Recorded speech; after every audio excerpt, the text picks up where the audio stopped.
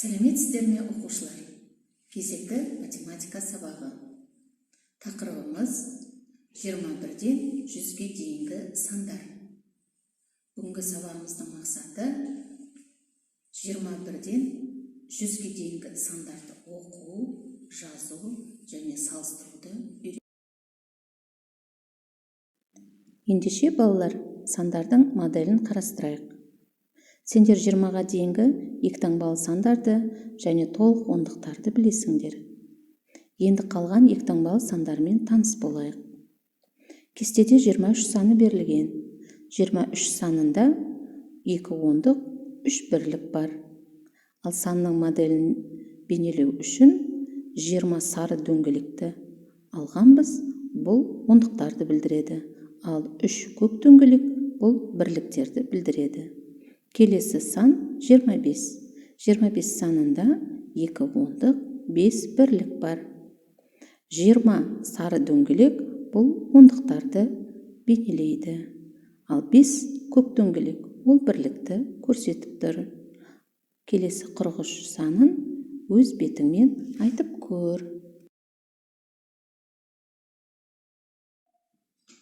Балалар, тақтаға назар аударамыз. 3 қатарда 10 оннан қызыл дөңгелек. Бұл санның ондығын білдіреді. Және 6 көк дөңгелек. Бұл санның бірлігін білдіреді. Бұл қандай сан? Дұрыс, бұл 36 саны. 36 санында 3 ондық және 6 бірлік бар.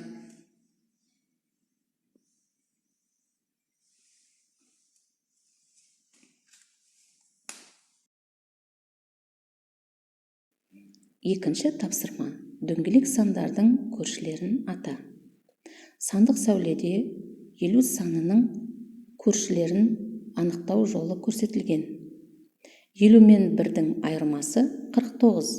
Яғни 50 санының алдыңғы көршісі 49 екен. 50 мен 1-дің қосындысы 51. Яғни 50 санынан кейін 51 саны екен.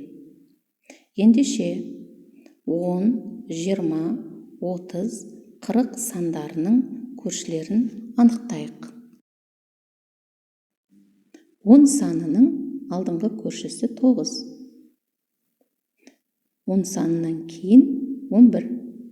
20 санының алдыңғы көршісі 19, артқы көршісі 21. 30 санының алдыңғы көршісі 29, 30 санының кейінгі көршісі 31. 40 санының алдында 39, 40 санынан кейін 41 саны. Балалар, дәптерімізді ашып, 60, 70, 80, 90, 100 сандарының көршілерін өз беттеріңізбен анықтап жазыңыздар.